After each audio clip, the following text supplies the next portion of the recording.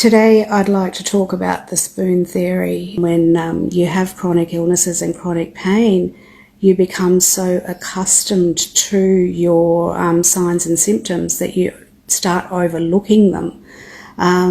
We all say, you know, it's great to be able to enjoy life and it's great to be able to have fun and live, because if we didn't do things, then what have we got left? But at the same time, we do need to listen to our body, and we need to be aware of how much energy we're putting where. And that's why I need to bring in the spoon theory that surprisingly not many people are aware of, which is fine, because that's why I'm going through it now. And unless you've got the chronic illnesses and you're dealing with it on a day-to-day basis, you don't actually realize, you know, a lot of these terminology. And a lot of you will know what the spoon theory is as soon as I explain it, but perhaps in different terms. The spoon theory, guys, is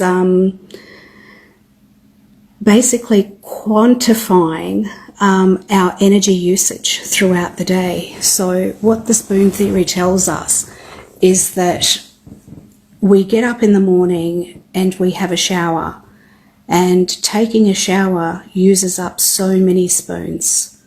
So each amount of energy that we're using during the day is quantified by the number of spoons, but we only have a certain amount of spoons to use per day.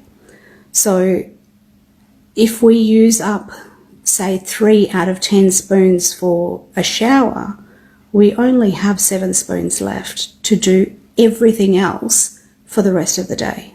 Leave me a comment, leave me a question if you don't understand what I'm saying, and I'm more than happy to explain in more detail. As I've been saying, it's about how much energy we use and how we quantify that energy. So we've got to watch out for where we're using our energy on a day-to-day basis. Now, if we take chronic illnesses out of the equation, we still have energy. What I'm trying to explain to people is that energy is for everybody. The energy belongs to all of us, and we have energy, X amount of energy to use in a particular day. That's irrespective of if we have chronic illnesses or not. But if we have chronic illnesses, we just need more. So where a person without any illnesses or injuries or pain can shower with just 1 spoon, a person with pain or chronic illnesses might need 3 for the same task. So if we only have 10 spoons per day, then that's where it all adds up very, very quickly, and we go into deficit. If we go into too much deficit, which I now have, unfortunately, without even realizing, I've gone into a flare-up mode. So last week I talked about pacing, and I didn't learn my own lesson. And we're all guilty of this. Sometimes it can't be helped. I had a 3-day business training course to attend. I couldn't not do it. Could I have done it differently? Of course I could have. I could have really paced myself through those 3 days, but I just did not do it. And it was all in hindsight that I realized, because I wanted to be part of that group. I didn't want to miss out. And that's a big thing for a lot of us. We want to feel like we're part of the group. If we're not feeling like a part of the group, we're already isolated by our pain. We're already isolated by our illnesses or injuries. Add to that the lack of motivation and the lack of energy that we display, whether we mean to or not, makes us very lonely and very isolated. That's not a good feeling at all. Having said that, I still stand by what I said, of course. We need to pace ourselves. So what I suggest for everybody is look at how many spoons you can allocate to each task. look at how many spoons you're using per day, and then divvy them before your day starts. That's the mistake I made before those last 3 days. In fact, 5 days, because I was actually away for 5 days. So that was probably the other mistake I made. I only concentrated on 3 days when I was actually away for 5 days, the day before the training and the day after. So even those days took it out of me because it was an hour drive both ways.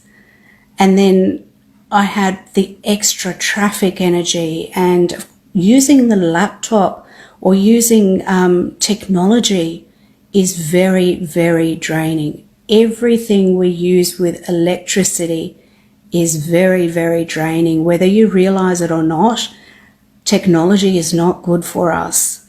The brain waves do not like technology.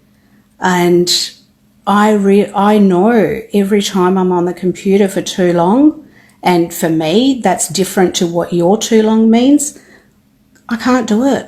My brain just goes into meltdown and it doesn't want to focus anymore and it doesn't want to work anymore. And all of a sudden I go, I can't do this. I don't know what I'm doing. I don't know why I'm doing it. I don't know what I'm meant to be saying or writing or typing, and none of the world makes sense anymore. So please let me know if anyone else feels the same as well, because, or am I the only crazy one here? But certainly technology is not a good thing for any of us, whether we realize it or not. So try and stay away from electronic devices, especially before bed. Try and limit your electronic devices as much as you can. For those of you that have businesses, try and delegate your workload and share your energy, because that gives you more spoons to use throughout the day for the things that you actually want to use them for. I must admit I have my phone on at night because I have my music on there, I have my alarm on there. What we can do though is certainly switch off our Wi-Fi and switch off our data, because that is brain activity going down very, very fast. So if you have to have electronics in your room, switch off all your Wi-Fi and data. The more you limit your technology, the better you're going to feel for it. And get your kids into it early. That's the best thing you can do. You know, if I can help even one person understand this, it's one better brain out there, which is what we need. We don't want to be brain fried, and we want to use our energy wisely because we've got so many years ahead of us, and we can't just let it go. If you have any questions, guys, or any comments, shoot me a line. I'm always available.